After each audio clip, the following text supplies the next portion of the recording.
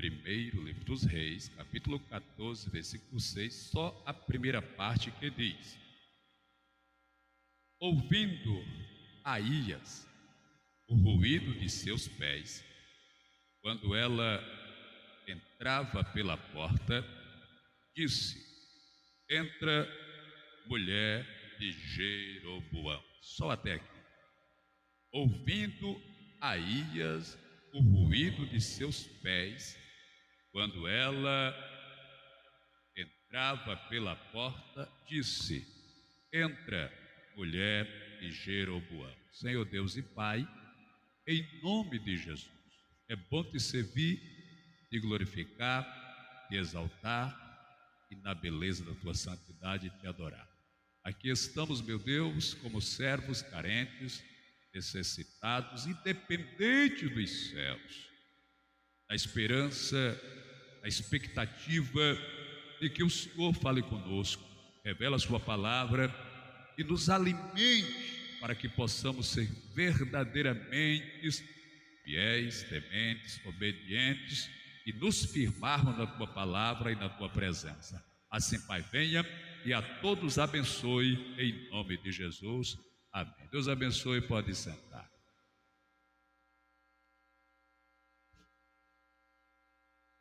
Normalmente, a gente espera que Deus castigue o mal. Isso é o normal, é o natural, é o que a gente espera. Tanto que a própria Bíblia diz: é minha a alma do Pai, a alma do Filho também é minha. A alma que pecar, essa morrerá. Está lá em Ezequiel 18:4. Então nós, os cristãos, que cremos em Deus, estudamos a Bíblia, nós temos essa compreensão. Deus, ele é tão severo e tão exigente nessa questão. Ele diz assim que quando o homem ele é temente, obediente, Deus o abençoa por 1000 gerações. Mas quando o homem é mau, ele castiga a sua descendência até a 3ª e a 4ª geração. Então é normal a gente perceber e entender que Deus castiga quem é mau, quem é perverso, quem é desobediente, porém fazendo distinção. Se o pai é temente e o filho é desobediente, Deus não castiga o pai por causa da desobediência do filho. De forma semelhante, se o filho é obediente e o pai é desobediente, Deus não castiga o filho pela desobediência do pai. Porém, eu quero revelar algo de Deus e mostrar alguém que Deus matou porque ele era bom. Presta atenção na palavra que eu vou ministrar, é uma palavra de ensino, de doutrina, de revelação. E você vai ver na Bíblia alguém que era bom, alguém que era obediente, fiel, temente, justo, porém o pai era perverso, era mau, e ao invés de Deus matar o pai, Deus matou o filho. Presta atenção no que eu vou pregar para os amados. Tudo começa quando Roboão assume o lugar de Salomão. Os irmãos sabem que depois da morte de Salomão, quem vai assumir o trono é Roboão, seu filho. E é neste tempo que Israel fica dividido. Reino norte, capital Samaria. Reino sul, capital Jerusalém. 10 tribos para Israel, ou 10 tribos e meia. E 1 tribo e meia, ou 2 tribos para Judá, Jerusalém. Neste íntere, para que houvesse essa divisão, Deus vai levantar um homem para reinar no norte. O nome desse homem é Jeroboão. Pela desobediência de Salomão, que adorou deuses estranhos, pecou contra Deus, Deus determinou que ia criar essa divisão. Então, quando Roboão assume o trono, o reinado, é que surge aquela situação de há a divisão do reino. E quem vai assumir o reino norte é Jeroboão, como eu já vos falei.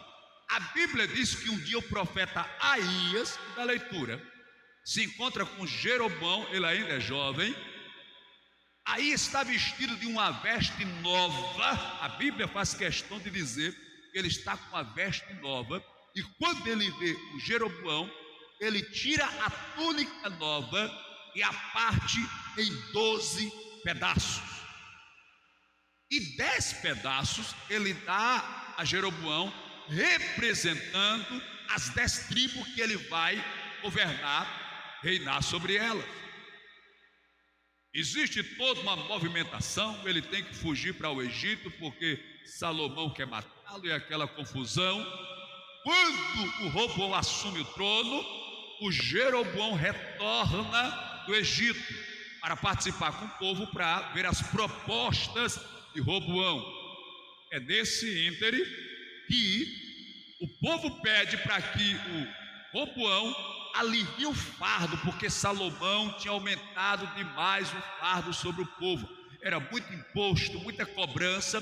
Salomão queria manter o seu status do rei mais rico, mais afortunado, e assim ele cobrava de forma excessiva, e o povo estava sufocado.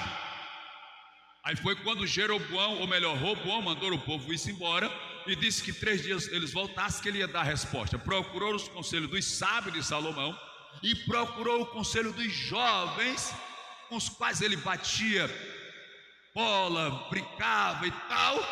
O conselho dos sábios foi o seguinte: fala palavras agradáveis a este povo, fala palavras boas a este povo, e com certeza eles te servirão por todos os dias da tua vida. Você fala palavras agradáveis, conquista o povo, e depois que você conquistá-lo, você vai manter as suas regras sobre ele. Mas aí, quando ele procurou o conselho dos jovens, os jovens disseram assim: que nada, rapaz, esse povo, ele não sabe o que quer, tu és rei, tu quem manda. Quando fores falar para ele, você vai dizer assim: vocês pediram para aliviar o fardo, pois é, se o meu pai castigou vocês com escorpiões, eu vou castigar aliás, se castigou com chicote, eu vou castigar vocês com escorpiões, porque o meu dedo mindinho é mais grosso do que os lombos de meu pai. Diante desta palavra agressiva de Roboão, o povo foi-se embora, só ficou Judá, que era da tribo de Davi, e meia parte, eu não sei se é de Benjamim, a metade da tribo, enfim. Mas aí houve a divisão do reino. Jeroboão reinando nas 10 tribos e Roboão reinando em Judá. A Bíblia diz que quando Jeroboão se tornou rei, ele sabia que de tempos em tempos o povo tinha que ir para Jerusalém para adorar ao Senhor. Era lá onde eles faziam culto e sacrificavam. O que foi que ele fez? Ele pensou: se esse povo voltar para Jerusalém, o Jeroboão irá falar palavras agradáveis, o Roboão, e vai reconquistá-los. O que é que eu vou fazer? Eu vou criar deuses para eles não precisarem ir para Jerusalém.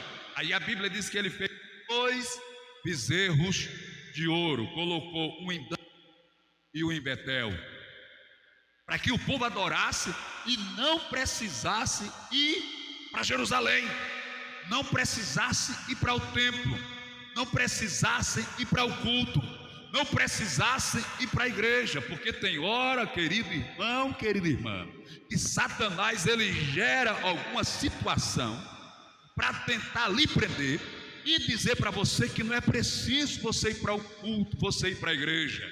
Eu vou contar essa história aqui rapidinho. Eu já ouvi essa história, eu já contei aqui.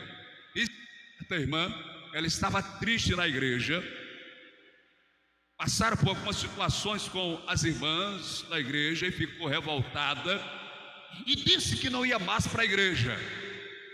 Ela disse que ia ser crente em casa mesmo, ia cantar em casa, ia orar em casa, ia ler a Bíblia em casa. Está errado isso não, mas ela não queria ir mais para a igreja, ela ia fazer assim, não queria mais saber. igreja, não queria saber mais da comunhão com os irmãos, de cear com os irmãos, de participar, ia ser crente em casa. Aí a história diz que a vizinha dela, da mesma rua, que era uma macumbeira, ficou sabendo e foi até a casa dela e disse: fulana, eu fiquei sabendo que tu não vai mais participar da igreja, tu não vai mais cantar no departamento, tu não vai mais ajudar na festa das senhoras, tu não vai mais fazer parte de nada, tu afastasse, abandonasse a igreja, tu agora decidiu que vai ser crente só em casa. Ela disse: tá bom, então quando você for cantar em casa, me chame que eu venho cantar com você também. Quando você for fazer alguma oração, me chame que eu venho orar com você também. A macumbeira falou isso para ela, e assim ela ficou sendo crente em casa, cantando em casa e tal e tal.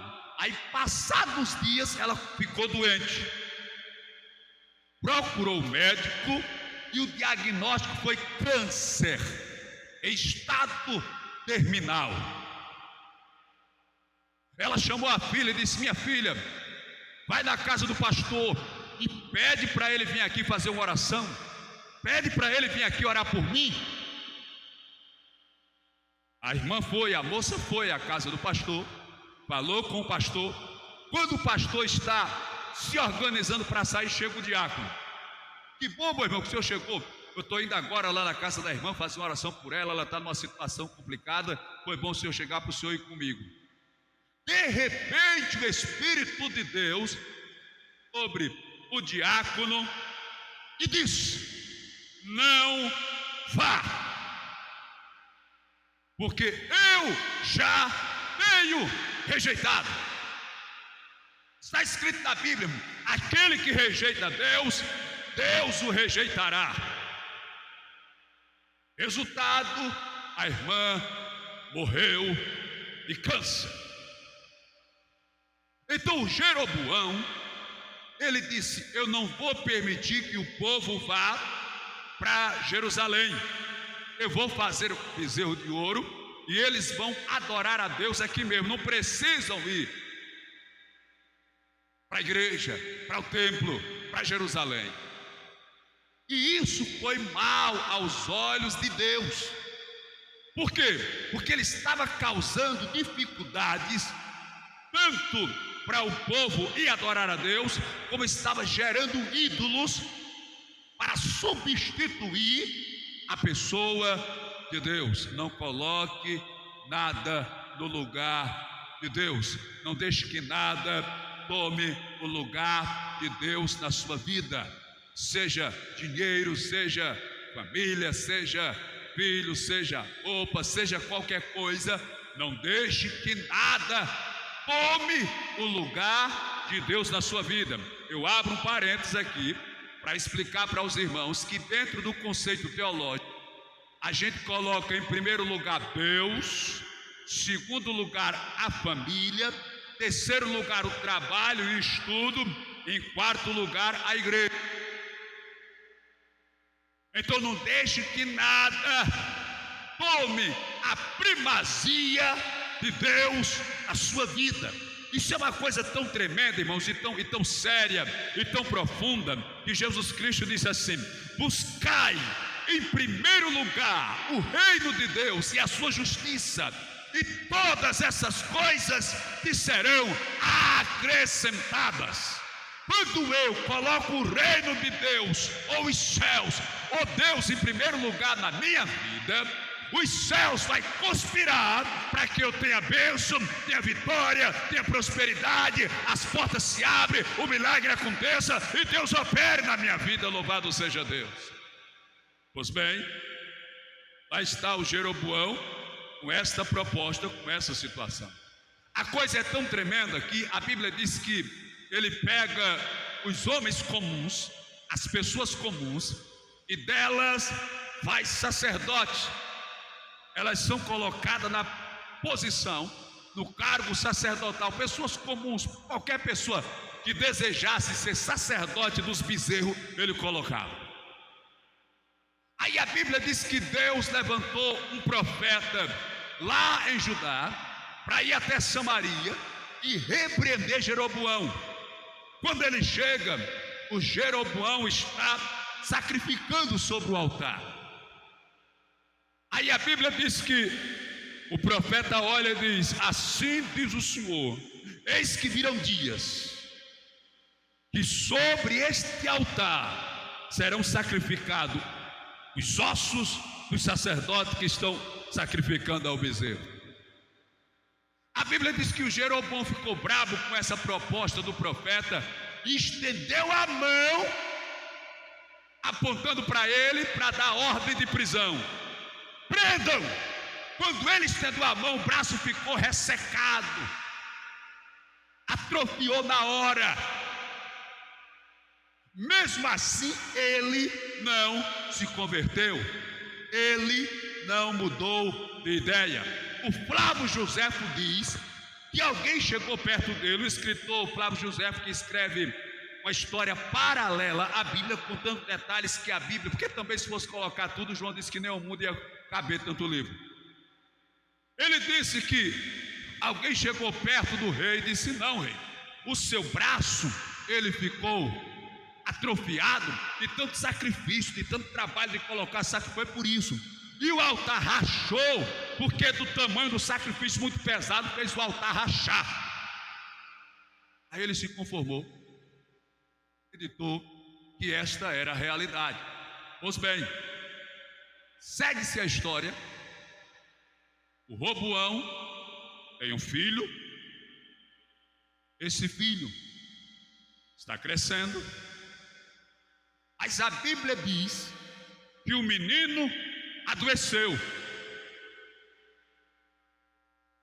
O Roboão chamou a sua esposa e disse assim para ela: se disfarça, não fala nesses termos, mas coloca uma peruca, faz uma maquiagem aí esquisita, veste uma roupa diferente e vai até a casa do profeta Aías e pergunta a ele pelo menino, para saber se o menino vai viver ou se o menino vai morrer. Aí a Bíblia diz que ela se disfarçou, botou uma peruca, uma roupa diferente, fez uma maquiagem esquisita e foi até a casa do profeta. A Bíblia diz que quando ela entrou, aleluia, na casa do profeta, se você ler depois o texto com cuidado e carinho, você vai ver que o Aías já estava muito avançado em idade e já não enxergava. Mas a Bíblia diz que quando ela adentrou na casa, ele disse: fala, mulher de Jeroboão. Com certeza ela ficou assustada, pensativa, porque ela não tinha nem falado e nem dissera quem ela era. Mas só foi ela entrar, o profeta disse: entra, mulher de Jeroboão. Ela pensava que iria enganar o profeta. Ela pensava que ia engodar o profeta. Ela pensava que ia tapear o profeta. Mas deixa eu contar um segredo para você. Você sabia que você pode enganar o profeta? Você pode tapear o profeta? Você pode engodar o profeta? Você só não pode enganar o Deus do profeta. Você só não pode tapear o Deus do profeta. E quando ela estava vindo, Deus veio sobre Aías e disse: Aías, a mulher de Jeroboão se disfarçou e está vindo aí. Porque não há nada oculto, escondido, encapado, que Deus não saiba. Está escrito lá no Provérbios 15:3: os olhos de Deus estão em todos os lugares, contemplando os bons e os maus. Está escrito em Apocalipse que os olhos de Jesus são como chamas de fogo. Você se esconde do pastor, da mulher, do marido, do pai, da mãe. Você se esconde do patrão, do delegado, do prefeito, do juiz, do promotor. Você pode até se esconder de Satanás, mas Jesus Cristo disse assim: se você descer lá o abismo do mar, e lá nas profundezas do abismo você se esconder, eu te acho lá. Se você subir as mais altas estrelas e lá no mais elevado dos céus fizer a sua morada, eu também te encontro e te derribo de lá. Não tem como o homem se esconder do olhar de Deus. Deus é tão tremendo e tão poderoso que até o que você vai pensar, não é o que você vai fazer, é o que você vai pensar e fazer daqui a 10, 20, 30, 40 ou 50 anos, Ele já está sabendo. Louvado seja Deus.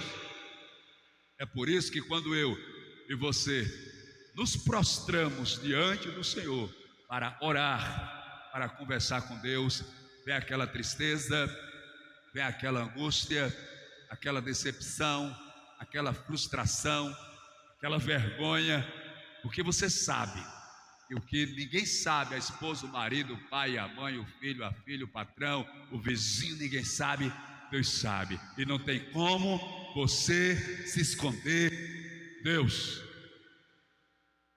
Não tem como você enganar a Deus. Ananias e Safira um dia combinaram para vender uma propriedade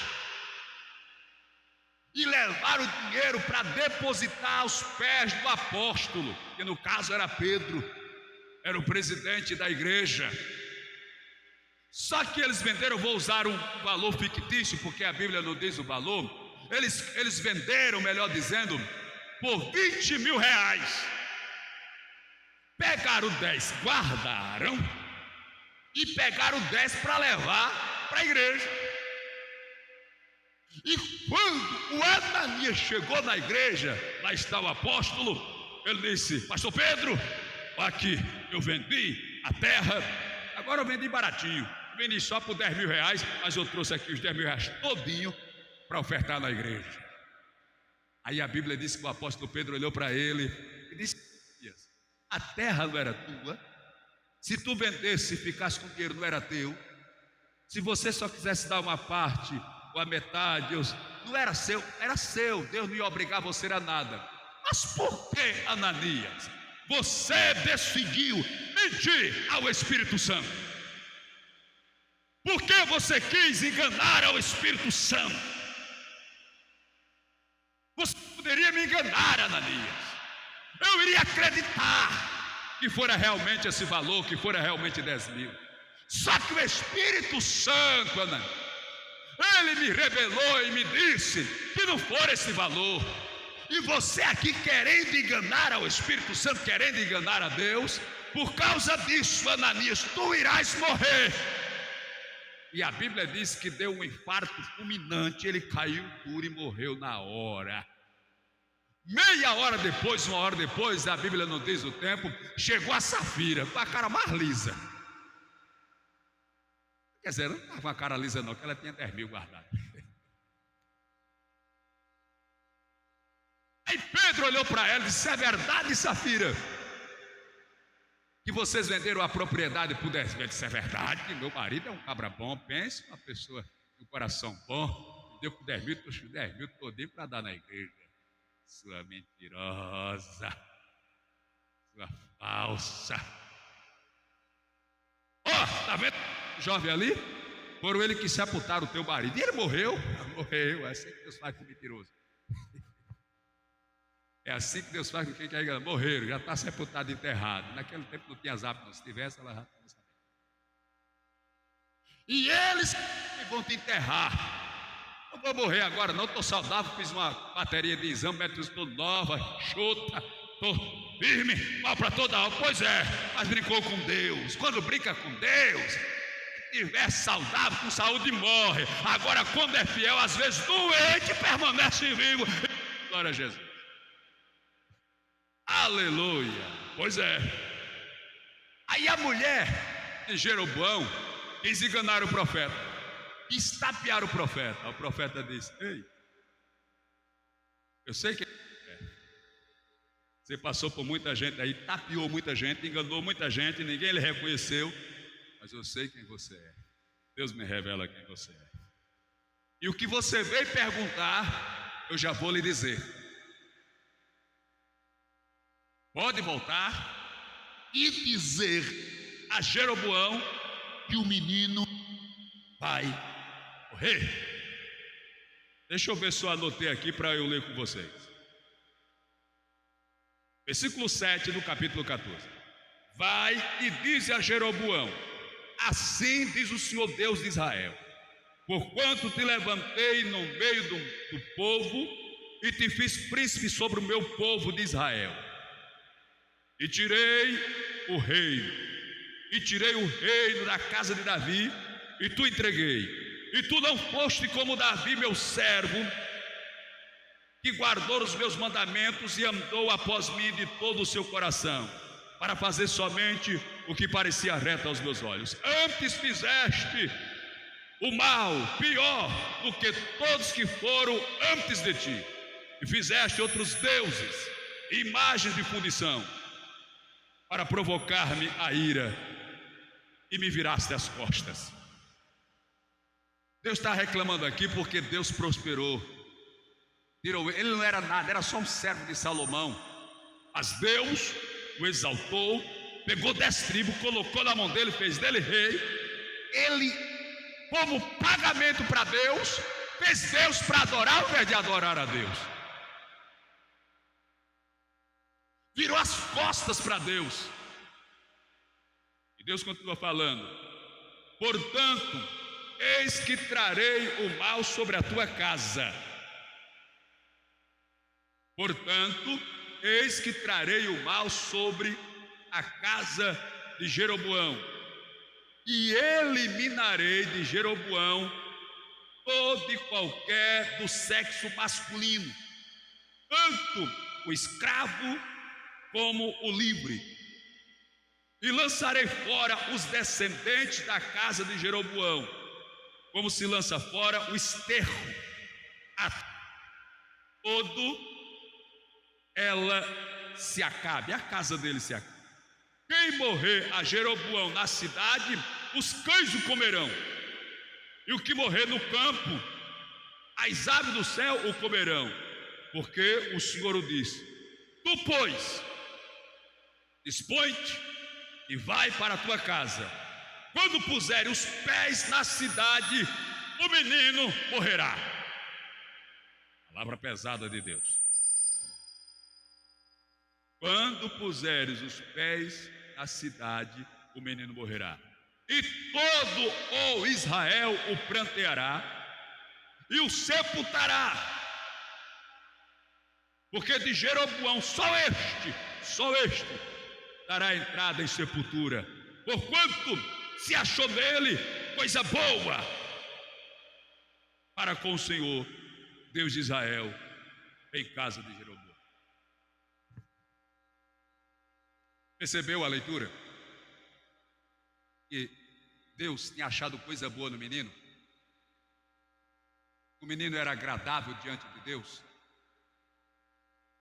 era aprovado por Deus, era amado por Deus. E por ele ser obediente, fazer coisas agradáveis a Deus, amar a Deus e ser fiel, Deus decidiu matá-lo. Olha que coisa espantosa. Deus vai matar este menino porque ele é um menino bom, porque Deus viu nele coisas boas, Deus viu nele obediência. Deus não poderia matar o Jeroboão, todo o restante da família, e deixar este para reinar. Eu lembro de uma história, quem me contou isso foi o pastor Samuel, acho que foi com a Gemima, prima dele. Ele conta que um dia ela estava reformando a casa, e morando na casa e reformando, ela tinha um filho pequeno, precisou sair para resolver alguma coisa, mas a criança, quando viu que ela ia sair, começou a chorar para ir com ela, querendo, e ela: não posso levar, vou fazer um compromisso sério, não dá para levar a criança. Ele chorando, querendo ir, e ela: não vou levar. Resumindo a história, ela foi, deixou o menino, o tempo passou, o menino se conformou por ter ficado, começou a brincar com os carrinhos ali dentro de casa, o pedreiro está trabalhando, reformando, de repente uma parede cai e esmaga o menino morre. Quando ela recebe a notícia, ela quase enlouquece. Ela não se conforma, ela não aceita. Ela se pergunta: por que eu não levei ele comigo? Tanto que ele pediu para eu levar, e eu não levei. E ela chora, ora, clama a Deus, pede uma resposta, uma explicação. Quando é um dia, ela tem um sonho. E no sonho, ela vê o filho, já crescido, adulto, em um presídio, detento, prisioneiro. Deus revelou para ela que aquela criança, ela ia crescer, ia se tornar um bandido de alta periculosidade, ia fazer mal a muita gente, ia terminar no presídio. Foi por isso que Deus levou ele quando criança. Então nunca questione, nem reclame aquilo que Deus permite acontecer na sua vida. Porque a gente, diz a Bíblia, não entendemos agora, só entenderemos depois. E a Bíblia diz que tudo contribui para o bem daqueles que amam a Deus. Então, nesse caso aqui deste menino, você viu a leitura, que a família de Jeroboão, todo mundo iria morrer de morte atada, como a gente costuma falar, de morte trágica. E quem morresse na cidade, os cães iriam comer a carne. Quem morresse no deserto, as aves iam devorar a carne. E todos, com exceção das mulheres, quem fosse homem do sexo masculino, todos iriam morrer de morte trágica, com exceção deste menino, para que não acontecesse algo trágico sobre ele, algo vexatório, humilhante ou doloroso. Deus o recolheu para si antes, Deus o guardou. Então, queridos, que a gente possa ter a compreensão de que tudo que acontece está determinado por Deus na eternidade. É Deus que tem assim determinado, é Deus que tem assim o feito. Não vou dizer que será fácil você aceitar, é mesmo se conformar com aquilo que Deus tem decidido fazer. Mas uma coisa eu lhe afirmo, sem medo nenhum de errar: Deus sabe o que é melhor para mim e para você. Deus tem a melhor resposta, a melhor solução. Pode não ser a melhor para você, pode ser que você não entenda como a melhor saída, a melhor forma de se resolver o problema, mas tenha certeza que Deus sabe o que está fazendo. Você pode entender agora, como já falei, mas futuramente você vai entender todos os mistérios, todas as dificuldades, todos os problemas, todos os porquês que hoje você não tem resposta, que hoje você não consegue explicar, que hoje o pastor, talvez até a Bíblia, não consegue ler a resposta. Mas se você aguardar e esperar, no tempo certo, Deus lhe fará entender e compreender todas as coisas. Então que Deus te abençoe, que Deus te faça prosperar e que você continue firme na presença de Deus. Vamos estar já agradecendo a Deus por esse culto, mas lembrando mais uma vez,